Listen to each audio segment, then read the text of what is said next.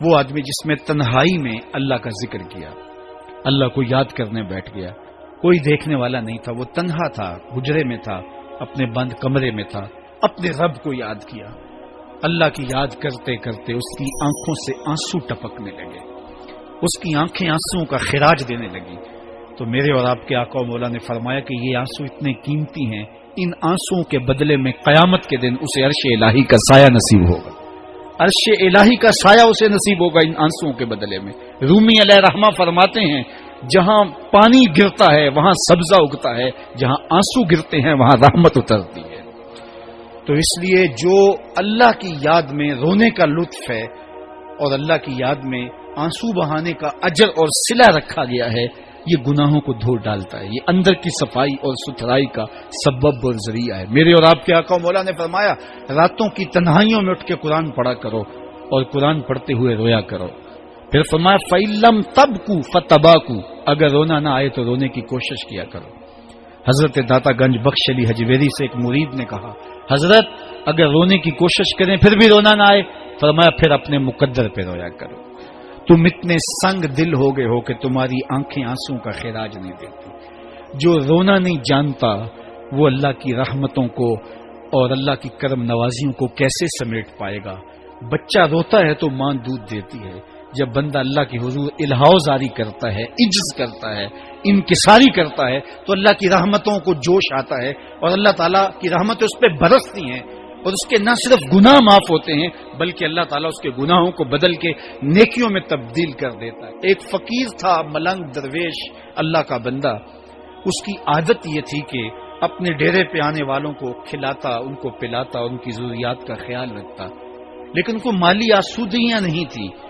ہوتا یہ تھا کہ بعض اوقات لوگ آتے تو ادھار لے کر کے وہ لوگوں کو کھلا دیتا. خیر چونکہ فقیر کا مزاج یہ ہوتا ہے کہ لوگ آئیں اس کے ڈیرے سے کھائیں. بابا بلے شاہ نے بھی کہا تھا نا، اٹ کھڑک کے دکڑ بجے تتا ہوئے چلا، آن فقیر کھا کھا جاون راضی ہوئے بلا. یہ فقیروں کا مزاج ہے. تو جو بھی آتا اس کے ڈیرے سے کھاتا اور وہ ادھار اٹھا اٹھا کے لوگوں کی ضروریات کو پورا کرتے رہتے. وقت آخر آ گیا، جن لوگوں نے ادھار دیا تھا وہ سارے تقاضا کرنے آ گئے. اب بابا جی کو کیا فکر لاحق ہے کہ یہ میرے مہمان اور میں ان کو کچھ پیش کرنے کی صلاحیت نہیں رکھتا. ایک بچہ تھا، وہ کچھ سامان بیچ رہا تھا، پتیسا بیچ رہا تھا یا کوئی اور چیز بیچ رہا تھا. اس نے گلی سے گزرتے ہوئے آواز لگائی، خادم کو کہا سے بلا کے لاؤ. کہا تم بیچ رہے ہو تو میرے مہمانوں کو کھلا دو. بچہ بڑا خوش ہوا کہ میں سارا دن گلیوں میں گھوم کے یہ پتیسا بیچنا تھا، اب یہ ایک جگہ ہی سارا فروخت ہو گیا تو یہ تو موج لگ گئی، میں جلدی گھر چلا جاؤں گا، میری ماں خوش ہو گئی. تو سارا ان مہمانوں کو کھلا دیا گیا اور اس کے بعد کہا بابا جی پیسے.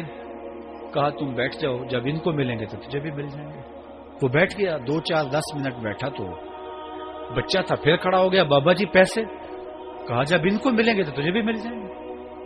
پھر آدھا گھنٹہ گزرا تو پھر اس نے کہا بابا جی پیسے، میری ماں میرا انتظار کر رہی ہے، ہمارے گھر کا چولہا اسی سے جلتا ہے، میں یہ پیسے لے کر جاؤں گا اور میری ماں کوئی ہنڈیا خریدے گی اور ہم شام کا گھر کا کوئی سلسلہ کریں گے.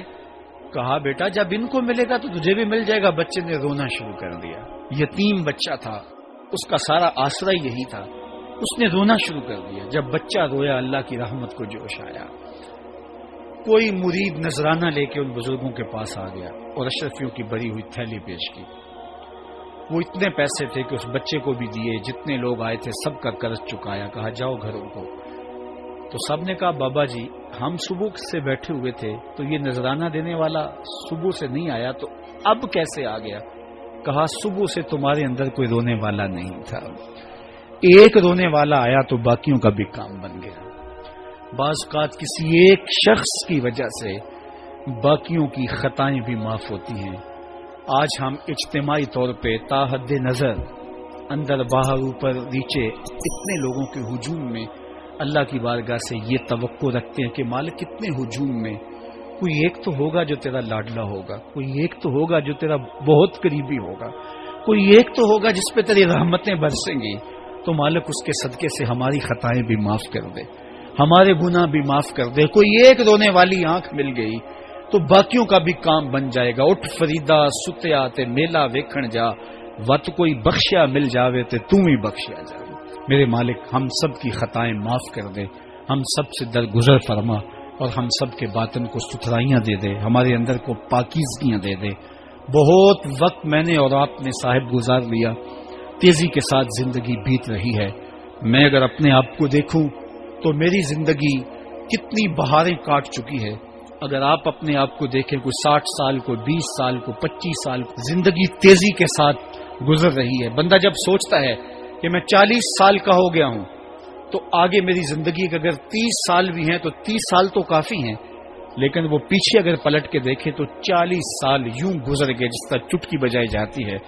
جب چٹکی بجانے کے وقت میں 40 سال گزر گئے محسوس ہوتے ہیں، تو جو باقی 30 سال اگر ہوئے بھی وہ تو گمان ہے میرا، وہ تو گمان ہے آپ کا. ہمیں تو ایک سانس کا بھی نہیں پتا. پوچھا گیا زندگی اور موت کے بارے میں کیا خیال ہے؟ کہا فجر پڑی ہے، پتہ نہیں ظہر پڑھ سکیں گے یا کہ نہیں.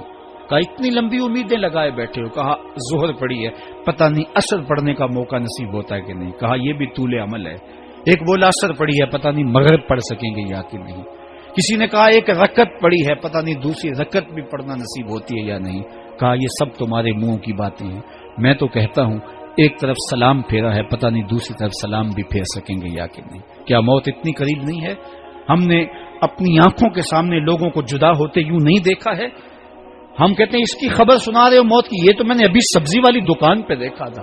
لیکن جب موت آتی ہے تو ایک لمحے کا تقدم اور تاخر نہیں ہوتا. تو صاحب آئیے اپنی زندگی کو اللہ اور اس کے رسول کی راہوں پہ ڈالیں. آج وقت ہے، آج موقع ہے، آج توبہ کا دروازہ کھلا ہے. کل سب کچھ نہیں ہوگا. آج اس کی رحمتیں آواز دے رہی ہیں.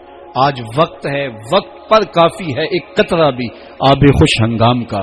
جل گیا جب کھیت برسا می تو پھر کس کام کا. اب آئیے سنیے، اس کائنات کے اندر ہمیں وہ خواتین ملیں گی جو پردے کے پیچھے تھی، لیکن پردے کے سامنے ماں نہیں آئی، عبد القادر جیلانی آئے. ماں پردے کے پیچھے تھی، پردے کے سامنے فرید الدین گنجے شکر آئے. ماں پردے کے پیچھے تھی، مہر و ماں نے بھی آنچل نہیں دیکھا، لیکن پردے کے سامنے کربلا میں حسین ابن علی آئے.